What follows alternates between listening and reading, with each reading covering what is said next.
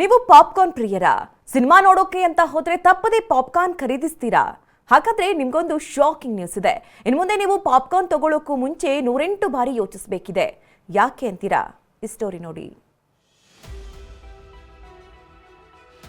Popcorn ಮೇಲೆ 3 ರೀತಿಯ GST. Popcorn ಟ್ಯಾಕ್ಸ್ಗೆ GST council ಸಭೆ ಒಪ್ಪಿಗೆ. ಹೌದು, ಪಾಪ್ಕಾರ್ನ್ ಮೇಲೆ ಒಂದಲ್ಲ 3 ರೀತಿಯ ಜಿಎಸ್ಟಿ ದರಗಳನ್ನ ವಿಧಿಸುವುದಕ್ಕೆ ಜಿಎಸ್ಟಿ ಕೌನ್ಸಿಲ್ ಸೂಚಿಸಿದೆ. ಅಂದಹಾಗೆ ರಾಜಸ್ಥಾನದಲ್ಲಿ ಹಣಕಾಸು ಸಚಿವೆ ನಿರ್ಮಲಾ ಸೀತಾರಾಮನ್ ಅಧ್ಯಕ್ಷತೆಯಲ್ಲಿ ನಡೆದ 55ನೇ ಜಿಎಸ್ಟಿ ಕೌನ್ಸಿಲ್ ಸಭೆ ನಡೆಯಿತು. ಸಭೆಯಲ್ಲಿ ಪಾಪ್ಕಾರ್ನ್ ಅನ್ನ ಕೂಡ ಜಿಎಸ್ಟಿ ವ್ಯಾಪ್ತಿಗೆ ತರೋದಕ್ಕೆ ನಿರ್ಧರಿಸಲಾಗಿದೆ. ಮಾರುಕಟ್ಟೆಯಲ್ಲಿ ಲಭ್ಯವಿರುವ ಪಾಪ್ಕಾರ್ನ್ಗಳನ್ನ ರುಚಿಗೆ ತಕ್ಕಂತೆ ವರ್ಗೀಕರಿಸಿ ವಿವಿಧ ಸ್ಲ್ಯಾಬ್ಗಳಲ್ಲಿ ತೆರಿಗೆಯನ್ನ ವಿಧಿಸೋದಕ್ಕೆ ನಿರ್ಧರಿಸಲಾಗಿದೆ. ಪ್ಯಾಕ್ ಮಾಡದಿರುವ ಉಪ್ಪು ಮತ್ತು ಮಸಾಲೆ ಮಿಶ್ರಿತ ಪಾಪ್ಕಾರ್ನ್ ಮೇಲೆ 5% ಜಿಎಸ್ಟಿ, ಪ್ಯಾಕ್ ಆಗಿರುವ ಉಪ್ಪು ಮತ್ತು ಮಸಾಲೆ ಮಿಶ್ರಿತ ಪಾಪ್ಕಾರ್ನ್ ಮೇಲೆ 12% ಜಿಎಸ್ಟಿ, ಕ್ಯಾರಮೆಲ್ನಿಂದ ಅಂದ್ರೆ ಸಕ್ಕರೆ ಮಿಶ್ರಣದಿಂದ ತಯಾರಿಸಲಾದ ಪಾಪ್ಕಾರ್ನ್ ಮೇಲೆ 18% ಜಿಎಸ್ಟಿ ವಿಧಿಸುವುದಕ್ಕೆ ಜಿಎಸ್ಟಿ ಕೌನ್ಸಿಲ್ ಸಭೆಯಲ್ಲಿ ಒಪ್ಪಿಗೆ ದೊರೆತಿದೆ.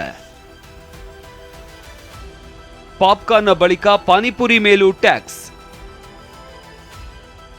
ಸಾಮಾಜಿಕ ಜಾಲತಾಣದಲ್ಲಿ ಪಾಪ್ಕಾರ್ನ್ ಟ್ಯಾಕ್ಸ್ ಟ್ರೋಲ್. ಜಿಎಸ್ಟಿ ಕೌನ್ಸಿಲ್ನ ನಿರ್ಧಾರದ ನಂತರ ಸಾಮಾಜಿಕ ಜಾಲತಾಣದಲ್ಲಿ ಜೋಕ್ಗಳು ಮತ್ತು ಮೀಮ್ಗಳ ಮಹಾಪೂರವೇ ಹರಿದು ಬಂದಿದೆ.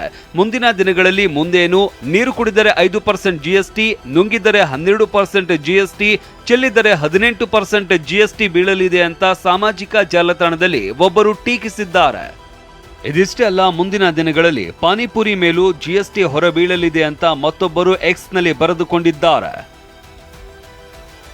ಒಂದೇ ಉತ್ಪನ್ನಕ್ಕೆ ಪ್ರತ್ಯೇಕ ತೆರಿಗೆ ಸ್ಲ್ಯಾಬ್ಗಳನ್ನ ಏರುತ್ತಿರುವ ವಿಚಾರ ಈಗ ಚರ್ಚೆಗೆ ಗ್ರಾಸವಾಗಿದ್ದು, ಸಾಮಾಜಿಕ ಜಾಲತಾಣದಲ್ಲಿ ನಿರ್ಮಲಾ ಸೀತಾರಾಮನ್ ಕುರಿತು ಭಾರೀ ಟ್ರೋಲ್ ಮಾಡಲಾಗ್ತಾ ಇದೆ. Bureau report, TV9.